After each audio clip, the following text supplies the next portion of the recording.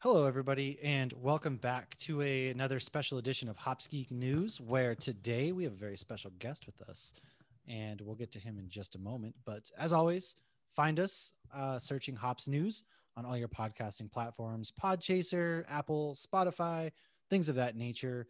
Instagram's Hops Geek News, Twitter Geek Hops.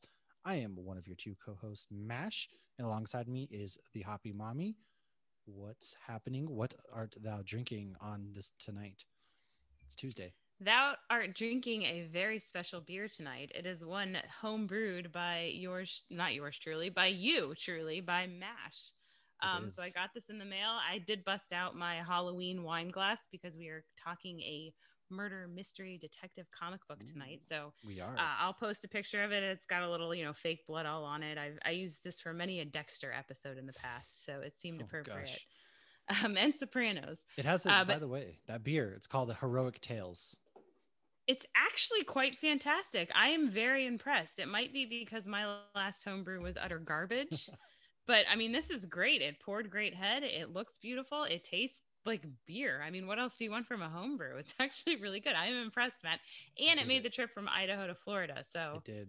It did. I got a kudos to future in the you. biz. I don't know if there's any breweries out there who just, you need up and coming starter. What's up? That was the first one ever made. So, future in the biz, Yep. kid. I'm not drinking a homebrew. I have one left. The wife says I can't brew anymore until I finish that one. So I guess I should have finished that. But I chose from Sideward Brewing that you happen to have been at today. It's called Probably Yep. Nobody. I'll show it to the cam here. A little spooky horror theme. Because again, we're talking some really exciting things today. It's an imperial stout with coconut, cocoa nibs, vanilla, and almonds. So that's what I have. But Yeah, enough that about beer's us. fantastic. We have a very special guest tonight here to talk about his comic book that by the time this comes out, it's out 2 days ago. So everywhere you can get comic books, we'll talk a little bit more here. But Frank, how are you doing? How are you tonight? Thank you so much for coming on our show. Thank you for having me on. This should be fun. And Lauren, I'm disappointed. I wanted to hear some crazy story about how you got your glass drenched in blood. About Oh somebody my God, you're totally you up right. in line and you decided to just ooze out their blood along the edge of the glass. But if it's fake, I guess that's okay too. Well, that's what I tell people. It's fake. I'll give you the real story when we're off air. Yeah, so With self-defense, that's all I'll say. we have Frank Martin, who is a published author, and also he has a comic book called The Last Homicide that is out now. Here to talk to us about that. However, before we get into that, let's talk a little bit about the things that you have written because you're a horror writer, and I love horror books. I'm a little bit of an everything writer, but Yeah. horror definitely kind of came easier to me. So I guess as far as my published works go, that's kind of where I started. As when it comes to novels, I was a big blockbuster kid, so I would just go down the rack of the horror section. It was either horror or sci-fi. There seems like there Oh is yeah. no other section that you could put stuff in. So yeah, I would go down, just rent one movie after another. It didn't matter what it was because I just needed to check them all off the list. And so I've always been in the horror mindset, and it's a natural genre for me. Yeah. Do kids even know what Blockbuster is anymore? Because I can tell you that many of Friday nights were spent getting Chinese food. And then I go next door and, like you said, you just go down the wall of just, it was so big to 9, 10-year-old me. You're just looking up at this wall of movies of awesomeness. And you just don't get Yeah, that anymore. it was weird. They had like the new releases, and of course they had the new releases as in like the blockbuster movies that we saw in theaters. But then they had so many obscure movies. They were like Yeah. new movies, they're new, but you've never heard of them before, and you don't really see that. Even with all the streaming services, it seems like you got to go out of your way to find something Right. that's new that you never heard No. of Yeah. with unknown. You have to get recommendations. It's all word of mouth now. Yeah. But I mean, my oldest is 17, so she's actually been in a blockbuster. But I probably, if I asked my 8-year-old, I don't think she would know. No, like you But there's a just, movie on Netflix right now called The Last Blockbuster. There is one left. I think it's in Bend, Oregon. it is, it So is. I've been trying to go out that way because it's like the mecca of craft beer as well. Well, I hear all the time that I haven't seen that documentary. I want to see it, but I hear all the time that there's one in Alaska. Was that, I guess, did that close Oh, down? They always called that one the last because the internet was I so don't know. spotty out there that stuff like Netflix and other streaming services weren't available all the time. So this one blockbuster always in business. I don't know if that's different. I guess we'll I don't find know. out. Maybe there's two left. But Well, my kids only know about It's the second to last. My kids only know about Blockbuster because there's a Walgreens there now. So every time I go to that Walgreens, I have to remind them that it used to be a Blockbuster that I They're like, why is Dad rolling tears in the car right now? And you're like, you guys just don't understand what this meant to me and what it was. It was such Captain a culture. It was such a there is in Captain Marvel too, but it was such a culture of like grabbing a movie, grabbing those buckets of popcorn that they had like stuffed in the bottom, and then they had the candy, they had the deals. And then you always timed it exactly right where you could watch the movie and you return it before the late fee started and then get the next movie. So it was, I don't know. It was a whole rental culture was a whole new thing that it was an experience, you know, like it was an event and it was an experience. And you don't, I scroll Netflix, I scroll, you know, Disney Plus for how many hours now to find a movie, and it just doesn't feel the same because you're on your couch and you're like, what do you want to watch? I don't know. You don't feel like you have to make a choice. Whereas when you're at the movie store, you're like, I'm leaving here with something. I don't care what it is. Right. And at least you're burning calories too, walking up and down the aisles rather than sitting on your couch. It's the same thing as kind of going to the comic book shop because you can have your iPad and just kind of click stuff and get it. But there's something about just going up and down the aisle and scanning the titles and picking stuff out that way. Right. Yeah. Or even asking for recommendations. Like when I go to the comic book store, I'll be like, hey, like they know what to give me. They know what to suggest. They know what I like. And so, it's the same kind of thing. You used to build that repertoire with your Blockbuster crew that they could just give you the recommendations. And you definitely, Netflix doesn't know me. Like, clearly they don't know me with some of those recommendations. I know, their suggestions are always garbage. And then your kid goes in there and watches Umi Zoomy on your account, and then it's all messed up. Yeah. Or, you get, my kids are watching on Disney Plus Descendants or like this other zombie movie. And it's just, this throws off the whole algorithm. Okay. I want to watch Mighty Ducks, not Descendants. Okay. We have all separate Netflix profiles. And when I go to my profile and it's like, do you want to continue watching Bridgerton? I'm like, Sarah, you need to stop watching my profile. I do not. I never started Bridgerton. I don't need to finish it. What is a Bridgerton? I have no idea. I don't know, but people keep talking my wife about watched it. I don't either. My wife watched it. I think my daughter watched it. My wife introduced me to a whole new genre of like historical romance. I'm like, how many shows are there? Maybe 2. There's like 70 different historical romance. And I would have never otherwise all the same thing, but different characters. Well, I've heard it's historical, but it's current. I don't know what that means. I'm going to ask my wife, and I'll get back to you all on that one. I'll ask my daughter. You ask your wife, and we'll reconvene. We didn't come here for Blockbuster or Netflix, though. No, we came here to discuss your comic book. So before we get into that, what are some things that you've written? And then also, like, what got you, like, how did you start writing, and how did you find that passion? So on the comic book front, some of my recent stuff is I'm a big Kickstarter guy. So Last Homicide is going to be exclusive Kickstarter for the time being. My last 2 campaigns was last October, I launched a book called The Macabre Motel, which was a one-shot Twilight Zone inspired horror book. That's kind of like a guy stops at a motel full with a bunch of weird people, and he goes and they don't let him leave. It's kind of a weird book. January, I launched a sci-fi adventure book called the Polar Paradox, which is kind of like a deep sea divers in Antarctica are on like a rescue mission. So that's a 2-parter. The second part is going to be launching after The Last Homicide in a couple months. And I've always enjoyed just writing in general. When you're in middle school, or I should say elementary school, teachers assign like a creative writing project, write a 2-page story, and all the kids write their story and they have a good time doing it. And then the teacher, okay, now let's go on to the next lesson. And I'm like, no, but I want to do another one, So I would do it on my own after that. I just enjoyed it. And I just kept on writing, and then moved into fan fiction because that's where all kids kind of gravitate towards. They love these characters. They want to write their own stories for them. And then I moved into my own original works. And this is all prose. Like I didn't write any comics. But at some point in time, I started reading comics, and it wasn't until, I was about college age that I figured I love writing stories and I like reading comics. Let me just try writing a comic. And it's a steep learning curve. It's the technical side of it is way different than writing prose. and I had a couple crash and burns because whenever somebody wants to dive into writing comics, they're always so naive about the process and what's involved and how to get it done. Yeah. So I'm pointing to myself because I have a comic book idea I want to write, but I've never written a comic book, so I don't know what I'm doing. I'm just like, let me find somebody to hook up with. So this is interesting to know that there is a lot more to it, because a lot of people don't think. They're like, oh, you just got to kind of write some panels and things, but there is a lot more to it.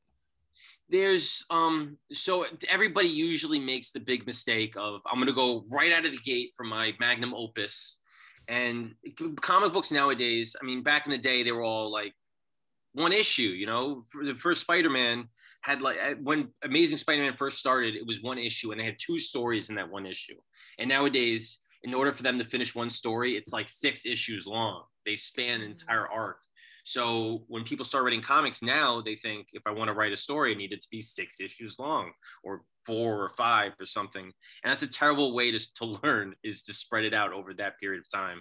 So I wrote 6 issues. I'm like, let's make this. And I found an artist, and we got halfway through the first issue and the project just fell apart. So I put that in the shelf, and then I went back to basics. I started writing shorts, and I gradually built up to writing one-shots and 2-parters and 3-parters. So yeah, I kind of went backwards to kind of start from the beginning to really get my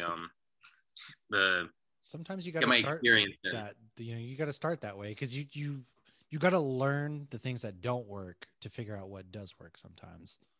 Yeah. So yeah, it's easy to do. It's very difficult to do well. You know, anybody could kind of just describe what to write in a panel, but comic book writing is all about resource management. You know, you got X amount of pages, you got Y amount of panels on those pages, and you need to tell a story. So you can either have a fight scene last 6 pages, or you could have a fight scene last 1 page, and you have to decide which one is right for this particular story.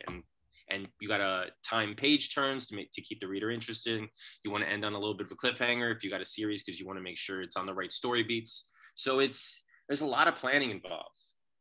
Yeah. And so for doing comics, do you guys kind of like, it's kind of like a movie, right? Do you do storyboards, things of that nature, kind of planning out your way to get to these points, or how does that kind of work for you guys?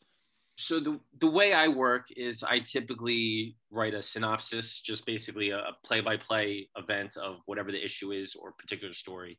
And then I break that down into a page breakdown, where basically it would be the exact same synopsis. I'll just break it out line by line as far as what's going to happen on every page.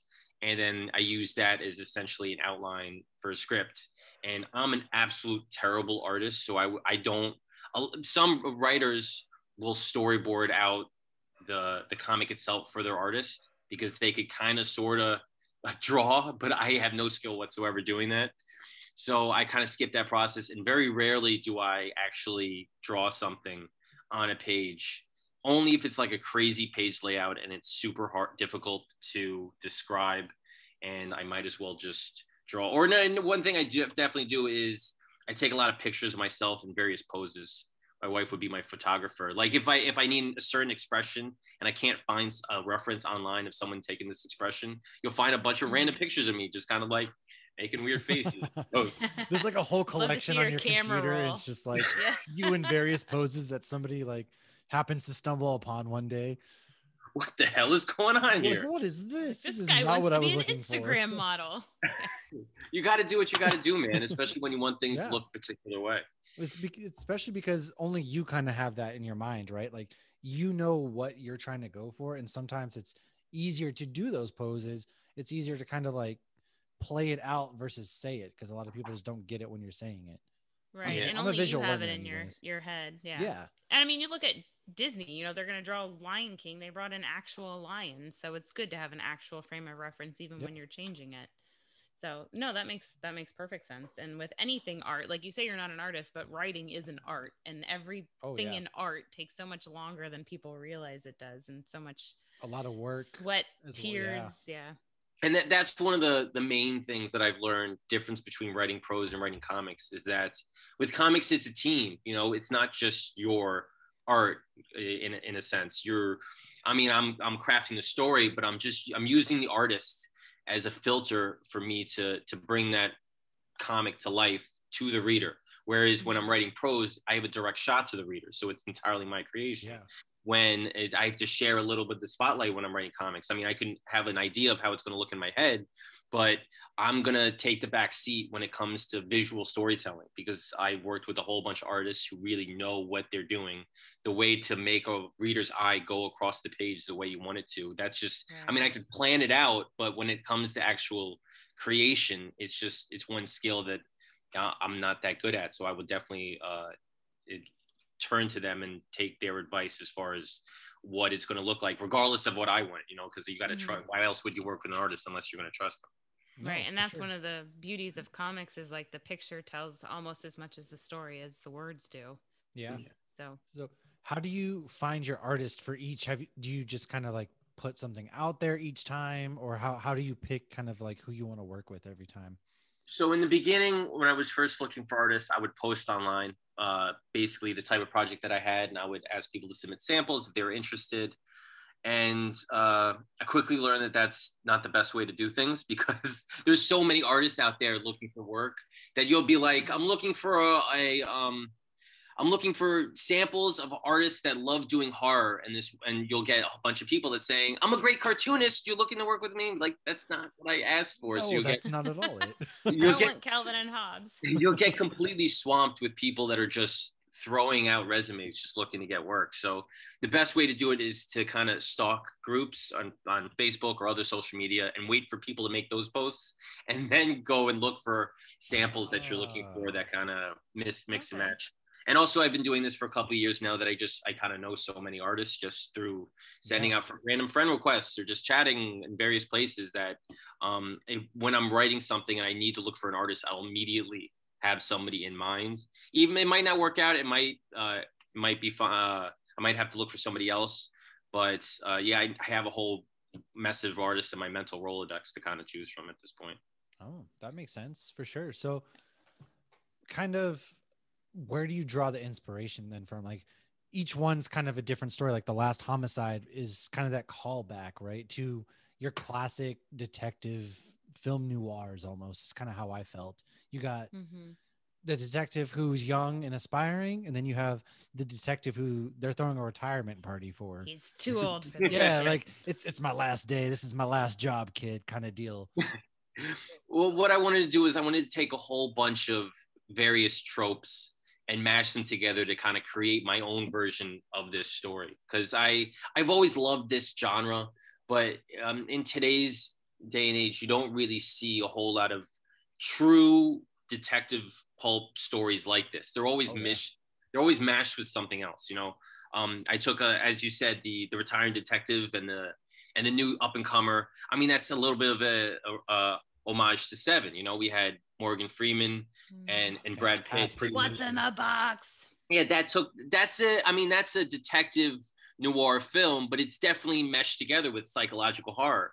And one of my favorite movies is Who Framed Roger Rabbit, which is kind of the same thing, but it's thrown together with comedy and cartoons. So it's perfect movie. Yeah, I could watch that a million times. So underrated, I think. It's a classic. Yes, absolutely. So there's so many of these kind of genre mashups at this point where we're taking tropes, but we're taking them in new directions of either fantasy or horror, something like Dark City that's kind of neo-noir. We're playing around and we're experimenting. I wanted to extract that and basically bring it back to its roots and do just a straight up hard-boiled detective story, which is kind of what we got. Yeah. But I love that you mashed it up. Like, once it got to the mafia, I've always been big into that stuff. I was like, oh, it adds a whole new element to it. Because then you have the cops, and it's why they're so jaded, because they're dealing with the mafia. But then it's so weird because when you're watching those, detective cop things, like you're rooting for the cops and you want these guys to succeed because you love them. But whenever there's something mafia, you always end up rooting for the bad guys in that. Even what was the movie with Johnny Depp, Donnie Brasco? It's like he was an undercover guy who became a wise guy, and you were still rooting for him as the wise guy. You didn't want him to turn in his friends. So you have these two genres that you kind of root for that person, even when they're breaking bad, so to speak. So I especially love, I don't know how many spoilers you want to give, but I felt like once you open up the whole mafia thing, it just was like, there's so much potential to go so many different ways and so many different things. And I loved that. Yeah, I'm a huge mafioso guy. I love how did I just draw a blank on this? Oh, Carlito's Way is another one. Okay, Oh yeah. Where you're rooting for Al Pacino so much, but he's a gangster, you know. He wants to get out, and of course, Goodfellas, Casino, and then you got Classic, yes. stuff like Sopranos. We love to watch that stuff. I mean, but these are bad guys, but at the same time, it's such a alluring kind of world. Guys. It's a very attractive world that they're in, regardless of how ugly and dirty and it is just downright not good that it's. But you see the good guys become jaded because the bad guys are so jaded, and it's just they kind of feed off of each other. Yeah, it's these. I really channeled my inner kind of old school golden age Hollywood screenwriter with this book, because I had so much dialogue and banter going back and forth between the two partner detectives, and then the detectives going back with the mob bosses. So it was a lot of fun, just kind of really being stereotypical and playing off the tropes, and really just have the back and forth banter and the dialogue, because mafia bosses they don't reach that level of the organization without choosing their words very carefully. You know, they have to be very manipulative. They have to be very articulate. So they're a lot of fun to write. For sure. And so obviously we're talking The Last Homicide, which is a comic book that came out 2 days ago when you're listening to this. Written by our friend right here, Frank Martin, illustrated. And if I get any of these wrong, just feel free to interject and be like, no, actually it's how you pronounce this or not. Illustrated by Pietro Vaughn, colored by Eugene Bedivu. Oh my gosh. You got it. All right. Lettered by Tobin Rassicot. See, there was going to be one. It's okay. It was inevitable. These are tricky names. They are. You have the easiest name in the bunch. Pin up by the variant cover. Stephen Piniella, and then variant cover is Luke Cooper. And like I said, it's coming out. And you mentioned it's all going to be Kickstarters and stuff like that. So for sure, get us the Kickstarter link, and we will push the crap out of this, because I can tell you right off the bat, Lauren and I were reading this comic, and there's so much to love about it. You notice the artwork right away. The artwork was fantastic.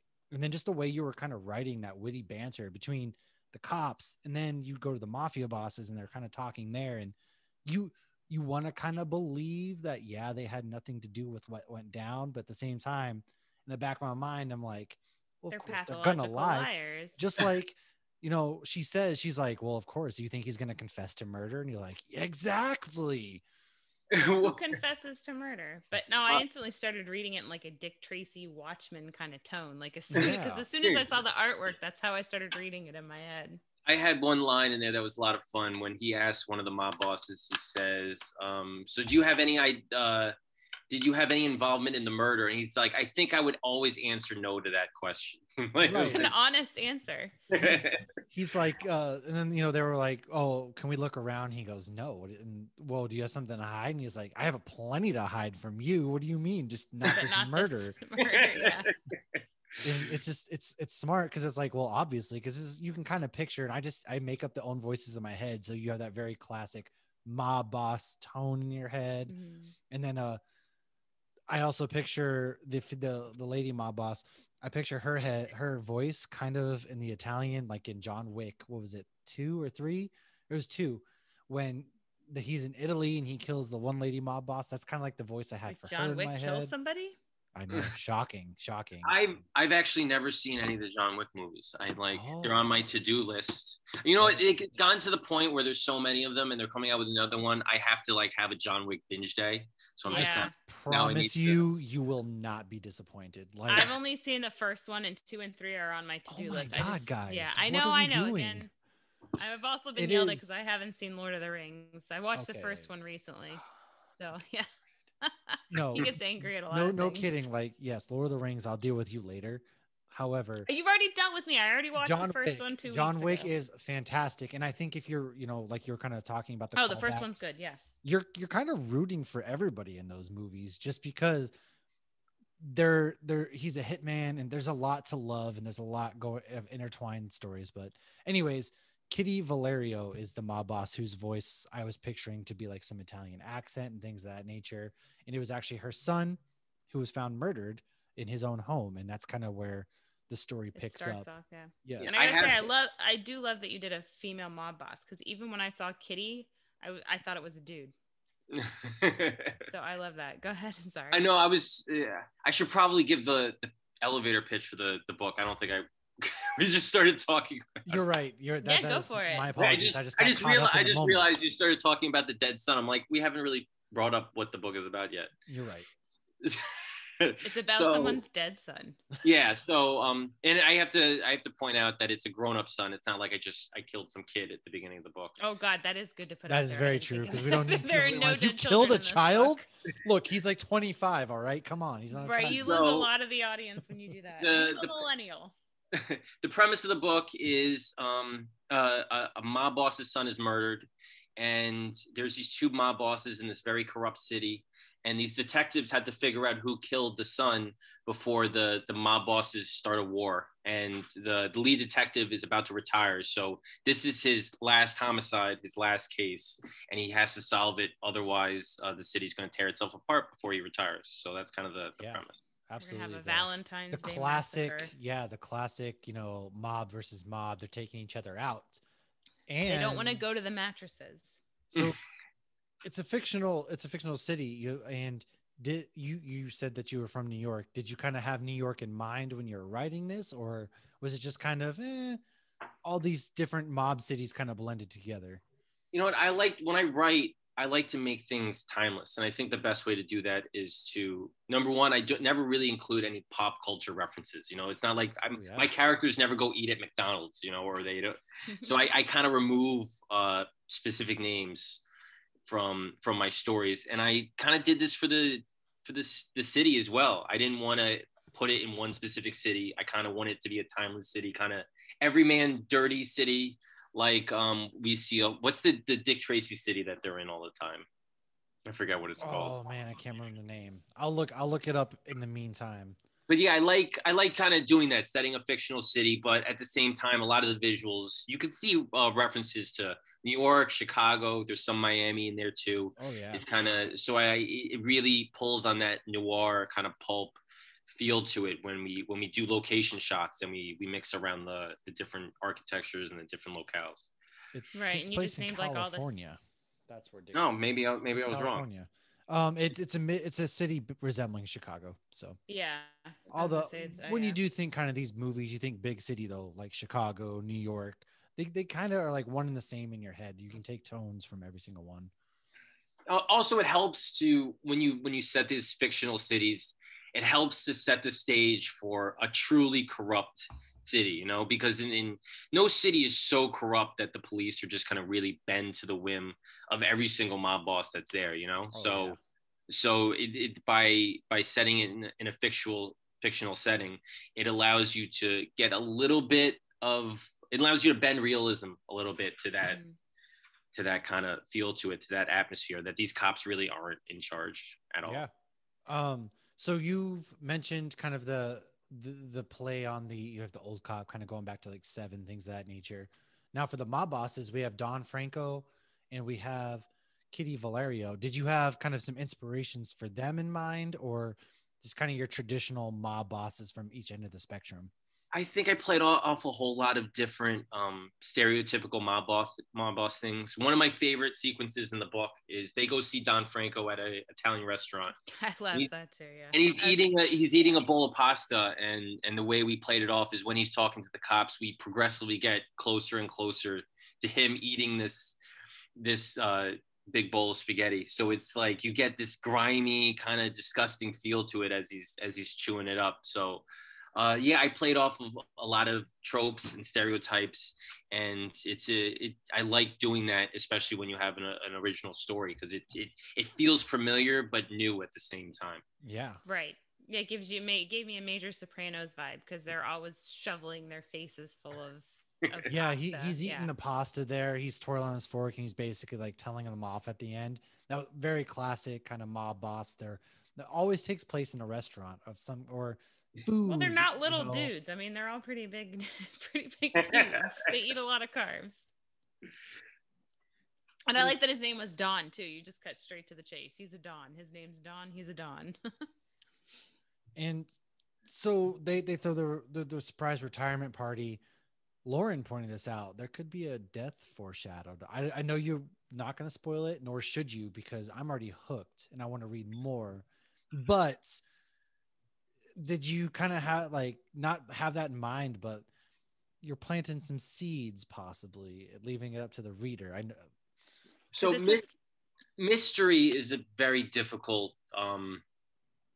genre to write, because you want the mystery to tie into the story. You know, you can't just have some killer be some random guy walking down the street. Oh, it's you. We never met this person before, but you did it. So it all has to make sense. It'd be a hell of a surprise. Yeah, so you want to introduce things. You want the reader to circle back around, for it to make sense, for it to really to close the gap from the part 1 to part 2. So yeah, I definitely drop things in there, either lines of dialogue or characters we meet, even if it's for a split second, that's going to play a role later on. So it has to tie together somewhat. It can't be just totally random. We're just going to introduce some character in part 2 at the very end. That's the killer. That, oh my God, they solved it, and everything. It's over. There we go. Yeah. Okay. Do you ever, like with something like this, do you ever kind of go into it thinking one thing, and as you're writing, you're just kind of like, oh no, if we took it this direction, like we're going to just bang a Yui here real quick because I think this sounds way better. Do you kind of ever have that with your writing, or do you always go in pretty pre-planned? I'm pretty pre-planned. I'm definitely a plotter, so I need to know everything. I don't need to know everything, but I need to know what's going to happen at the end of the story before I start. I rarely have such a fork in the road when I'm writing that I'm like, it's going to be a completely different ending. That rarely happens to me. Yeah. A lot of times, if things change or shift, it's like specific details about a scene.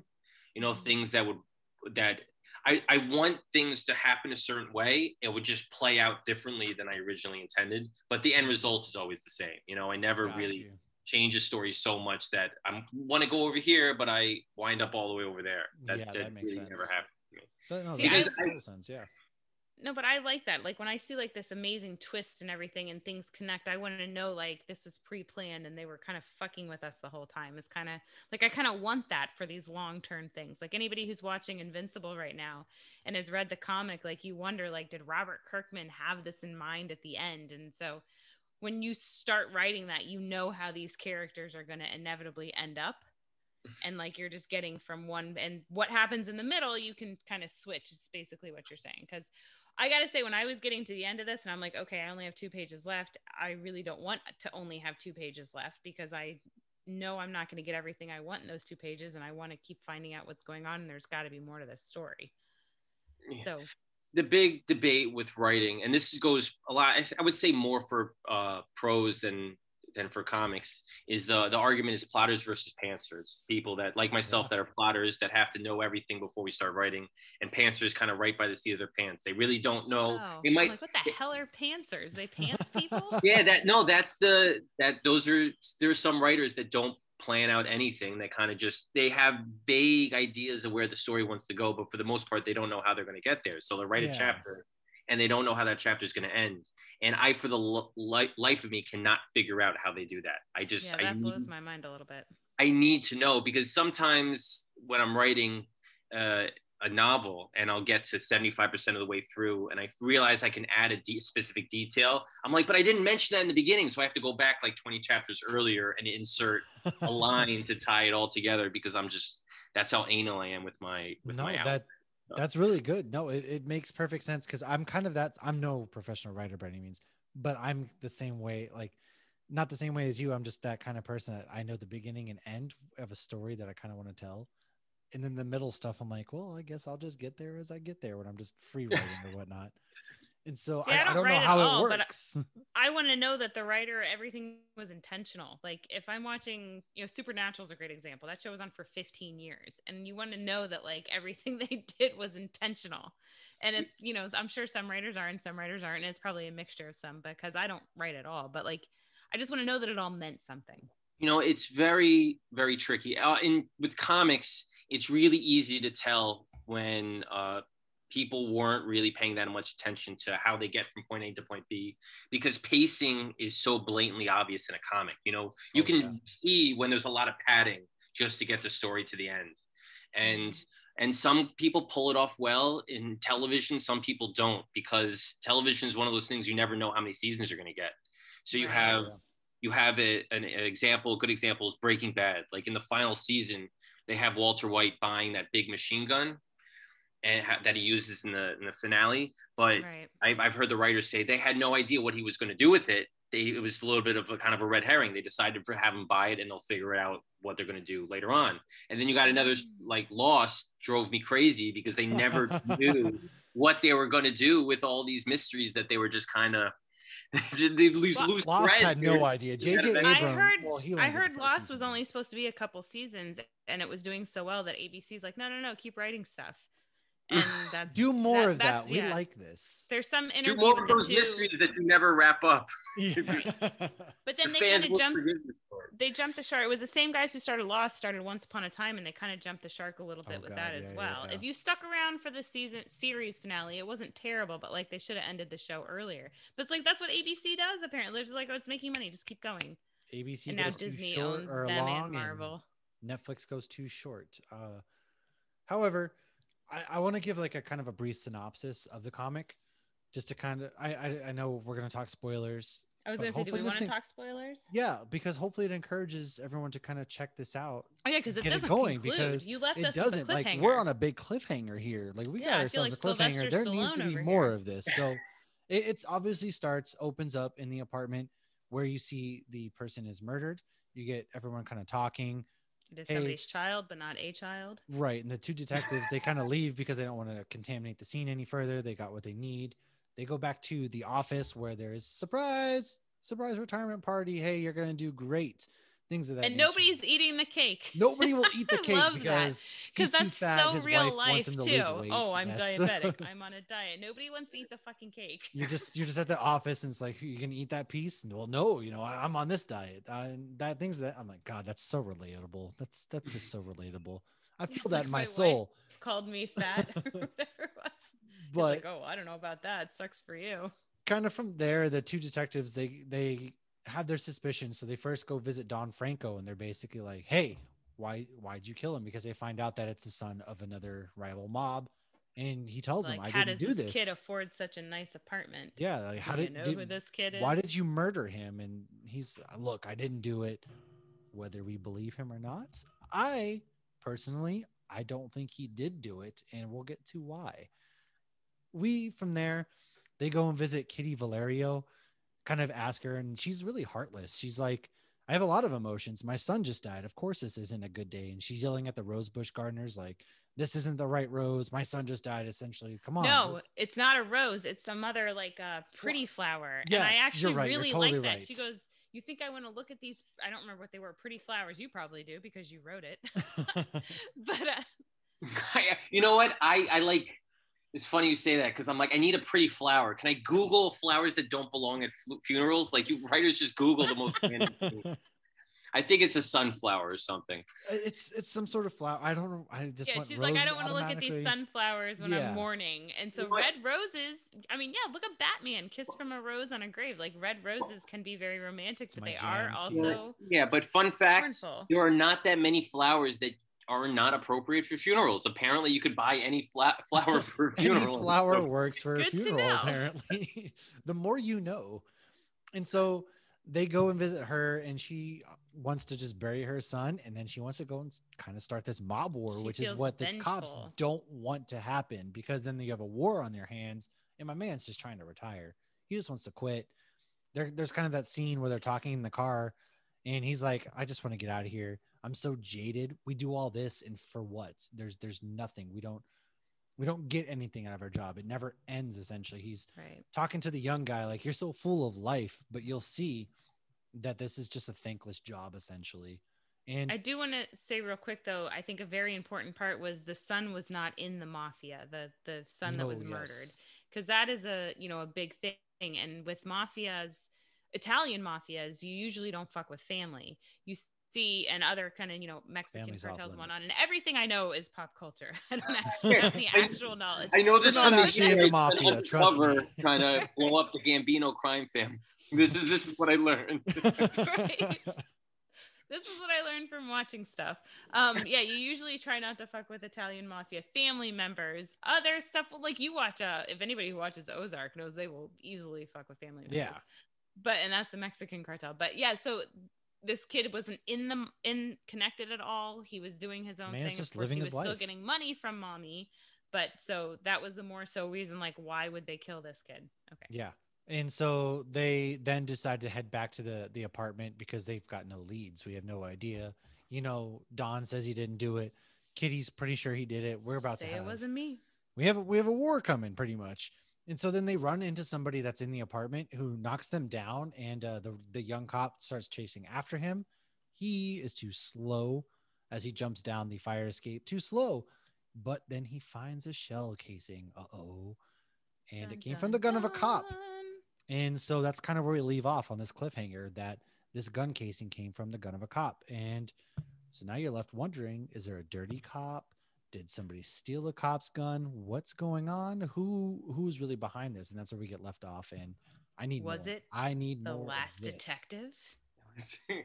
I'm going to write the sequel is going to be The First Homicide. Ooh. No. So is it going to be like a prequel? It's going to be a Cain and Abel story. It's going to be a retelling. Oh, I saw that you do that. Like you had, I don't know if you're kidding or not, because I saw on your website you have like Noah's Ark and stuff, like a modern day Noah's Ark. My first comic series. So going back to the beginning of the discussion, when I wrote all those short stories, I compiled them together. It's basically an anthology series called Modern Testament, where I take characters or stories from biblical mythology and I retell them in a modern setting. So like angels and demons. Apparently, whenever people see that, they think I write religious stories, and I'm like, no. If you're religious, don't read this. It's not. I mean, if you would call Lucifer on Netflix a religious show, I guess maybe. So it's the same thing. They just see those words, angels and demons, or things of that nature, and like I treat it as a mythology similar to like Greek mythology or Aztec mythology. So it was a lot of fun. It's a fun series to write because it's all standalone stuff. None of them interconnect at all. So I'm able to just kind of dive right into a story, and they're short. Some of them are 5 pages, some of them are 12 pages, but each one is like I'm starting a brand new project from scratch with a new art team. And yes, I did do one story that involved Cain and Abel. So good catch. Yeah. Well, I mean, the whole Cain and Abel concept is very interesting because it's like, did they know what murder actually was? I mean, all of it. I mean, I hate to say this. I feel like we're going to get shit for it. But yeah, it's Greek mythology. It's Roman mythology. It's Aztec mythology. It's Christian mythology. Nobody actually knows what happened. But it is a very interesting concept because for so many people, it's the first documented murder. Yeah. And did Cain just go crazy and kill Abel? Like, what happened? Was there more to it? So the story that I did for them was I did a crossover with another indie creator who writes a book called Hollow Girl. And the way this book works is she basically becomes possessed by murder victims to take revenge on their killers. And she's like a vessel for them to do that. So I use Cain and Abel, where Cain, who's immortal, is in modern day, and Abel takes possession of her to get revenge on her brother. And that's the story. So it was that I actually really liked that story. It was a fun story to write, to see them kind of interact after all this time. Nice. Do you get overly attached with any of your characters that you write? Because you always hear sometimes certain authors are like, oh, I intended for them to die, but I just became so attached to this character that they have other plans to them, things of that nature. Do you kind of find yourself the same way? No. You're just kind of like, guess what? You're just kind of a blunt answer. If you're dying, you're dying. No, I like that. I do like it. I appreciate that. You know what? I write so much that it's my mind bounces around between so many different stories all the time that it's hard for me to grow so much affection to one character that I'm just not going to kill them off. Yeah. A lot of times people say, and people roll their eyes at this when they say, I don't write the story kind of writes itself. I don't really have a choice in the direction of the story, which I get. You want to roll your eyes to that, but at the same time, there is some truth to that. Sometimes when you're writing a story, it just feels compelled to go in a certain direction, and you really don't have a choice to it. If you want to write it in a different direction, it just feels so bad. You're like, why am I doing this? It was supposed to go in the other way. So if a character's meant to die, they're meant to die. I just hit the keys. I don't know what comes out. No, I mean, we I all have honestly like that characters we answer. Yeah. love. Yeah, I mean, we all have characters we love that it was enjoyable watching them die, even though we didn't want them to die. And those are the best shows, are the shows that will kill off people that you don't see coming. Yeah. I mean, at some point too, you want to not do things for shock value. Well, when it's necessary, yeah. Like Breaking Bad's a great example. They didn't kill anybody off for shock value. They always had a reason for killing people, and you understood it, and it was all done well. Yeah, two shows that after a time I could do without were Game of Thrones and American Horror Story. I felt like they going on Game of Thrones. They just after a while they became to the point where on social media people were talking about it so much. They're like, we need buzz, we need people to talk about this. So they were doing so much for just pure shock value, and it didn't make a whole lot of sense story wise. And yeah, I try to avoid that. I agree. American Horror Story, just not to get sidetracked. I used to be into it for the first few seasons, but that shock value, I feel like they spend too much time buying into their own hype that it detracts from the writing almost. And that kind of happened with Game of Thrones as well, is once they ran out of material to create the show about, they were kind of buying into their own hype and things kind of got lazy in a regard. And so that's the worst thing that you could possibly do. Like, sure, get hyped, like you're getting that recognition, but don't buy into your hype too much that detracts from the story, just kind of like you said, in a roundabout way. I watch every single season of American Horror Story right now just out of pure habit. Like I don't really enjoy it. I'm like, okay. I've never seen that one. That one, this has a lot of seasons now. Isn't it different every season? It is, yes. Yeah. And they vaguely connect a little bit. Yeah. The first couple seasons were really good. At this point, I'm just like, okay, another one. I might as well. I've seen the past 27 seasons. Why not? No, you're totally right. They definitely intertwined more earlier, but now it's just more of. But see, Dexter was one that killed people off beautifully and then went for shock value. So it started out great, and like once they start, and I think Game of Thrones did too. They killed people off at first for value and where the story needed to take them, and then they just went for shock value. But yeah, no, I mean, once you're just going for shock value, then you lose the shock value. Well, yeah, 100%. No, I like that you take the story where it needs to go, because then you avoid unnecessarily killing people. No, I was going to name somebody, but then I feel like I'm going to ruin some spoiler for some shows. I know. I want to spoil something too. I mean, after a certain point of time, if you're not going to watch the show, you might as well not watch it anymore. But I know, but I feel like there's certain shows like Game of Thrones. People will still be watching that for the first time in 10, 20 years, I feel like. Don't. Well, and Dexter's getting revamped. Yeah. I'm wondering if they're... You weren't a fan of how it ended, I'm guessing? Yeah, that's exactly what I was going to say. Oh, yeah. Who was? Like everybody if you else. Find me one person who was a fan of how that show ended, I would honestly be surprised. I don't even think the writers were, honestly. I've never met a single human being on this planet who was a fan of that show that was happy with how it ended.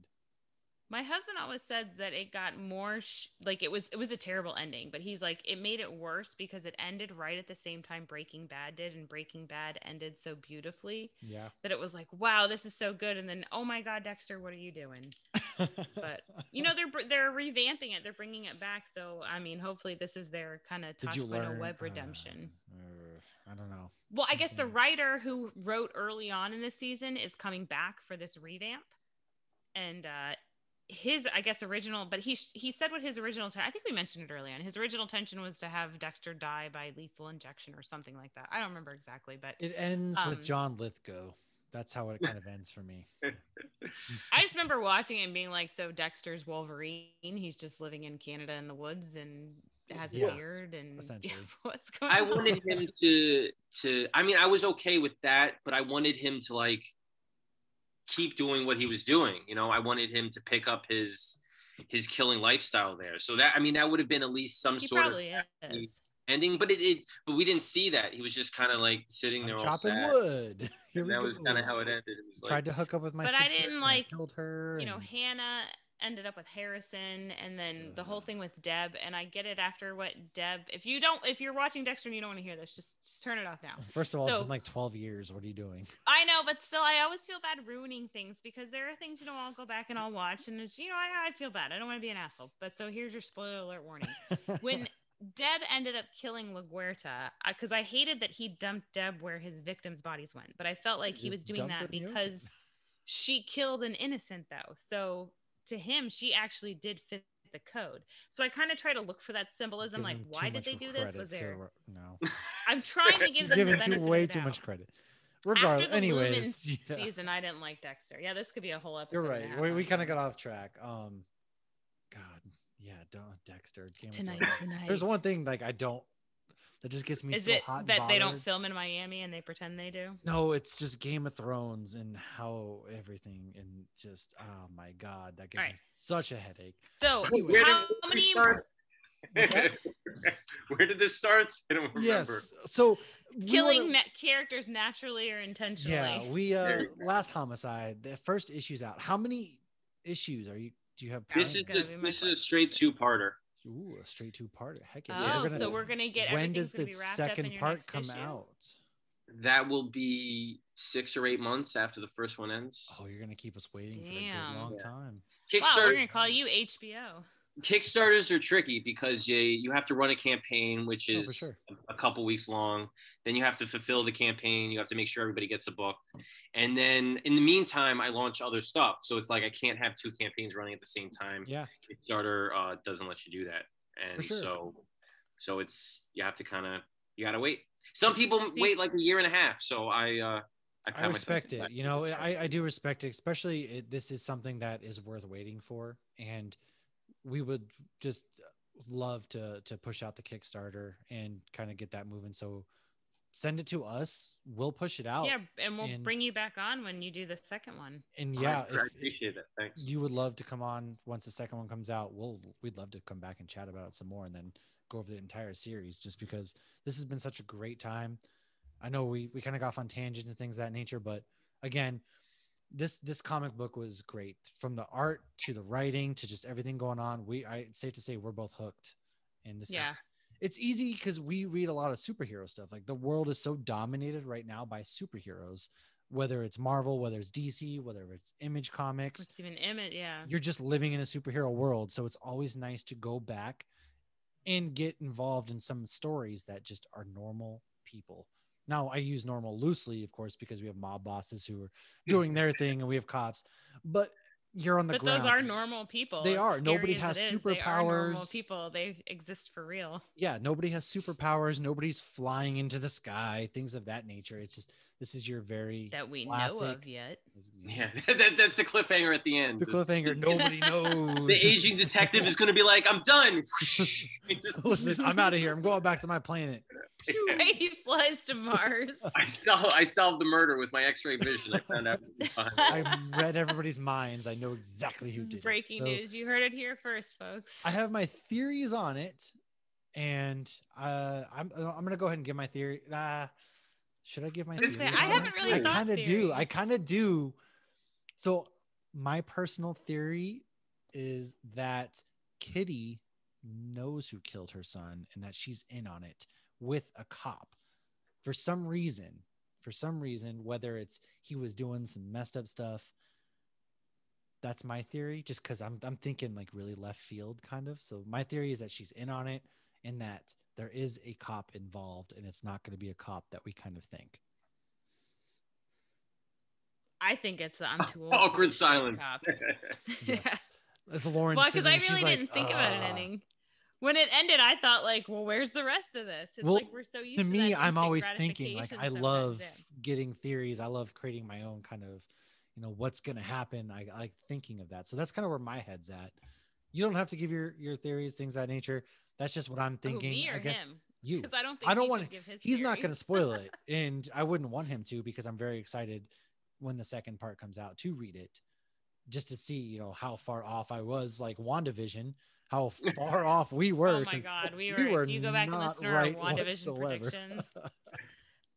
Not a thing. I will say I do still think that I did have a theory that they cast Evan Peters to fuck with us, and I'm standing by that theory.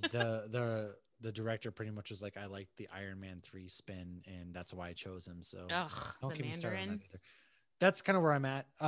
Frank, is there anything that you would like for us to know? Anything that we didn't touch upon? Where can we find you? Where can we find you? Plug yourself. Talk yourself up. This is it. Sure. I'm very easy. I'm Frank the Writer. So franktherwriter.com is my website. I got a whole bunch of free comics and stories on there if you want to sample what I got. Twitter, Instagram, and Facebook, same thing, at Frank the Writer. And Last Homicide launches April 6th. It's going to be on there for 3 weeks. And if you even glance anywhere on my social media, you'll see kind of links and me pushing it along. So if you're into some people don't like crime noir detective stories, but if you like it a little bit, give it a look. Yeah, we're gonna push it out, and I'll tell you right now, the links will be up. This comic, when you're listening, has come out 2 days ago, and it's a phenomenal comic. Make sure you check it out. Seriously, it's a nice kind of breath of fresh air, I like to say, in the world of superheroes, like I was saying. So really appreciate you coming out and talking with us. One last question: was Frank the Writer an homage to Frank the Tank from Old School? Might be. You know what? It's funny you say that, because my college yearbook, my quote in it was that Old School quote when he says, "Frank the Tank is gone, baby. He's never coming back." So it might have been on my mind. Definitely might have been on my mind. It is. It's easy to remember. Frank the Writer. That's all you know. It's simple. It sticks with you, but simple is good. And so sorry. Funny story, real quick. Frank the Writer was taken on Facebook. I had it on Instagram. I had it Twitter. I had the website. I'm like, I need it on Facebook, and it was some guy had it, and somebody told me a little. Somebody told me a little Facebook trick, in that if somebody has a page and they don't post on it for a long period of time, you'll contact Facebook and they'll yank it, and they gave it to me. So that's how I got it. I mean, look, if you're going to have a name and you don't use it, it's true. In this case, if you don't use it, you do lose it. You lose in this case. There you go. So that's a little Facebook hack. If you want a specific username on Facebook and somebody has it but they're not using it, Facebook looks out for their own, I guess. And so the one instance. The one time Facebook actually does something good. So really, really appreciate you coming on again. You can find our episodes weekly.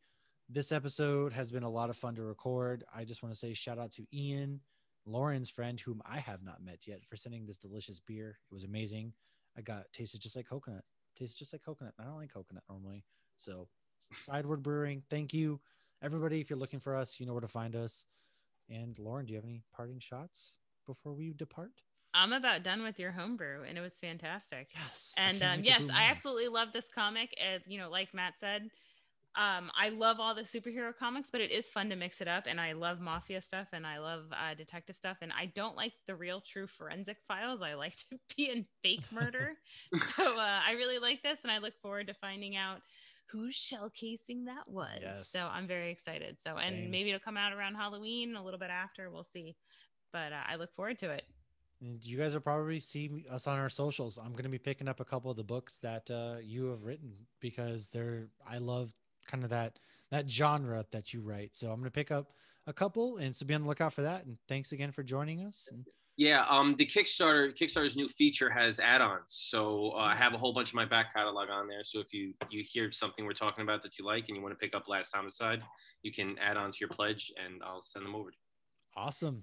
Nice. Be on the lookout for that. We are going to be pushing the Kickstarter Wicked Had, as I like to say, because I am from Boston myself. So it'll be out everywhere you can find it. And thank you, everyone, for listening. Cheers. Cheers. Adios. This has been a Hops News production. You can find Hops News on all your favorite podcasts and social media platforms at Hops News. Cheers.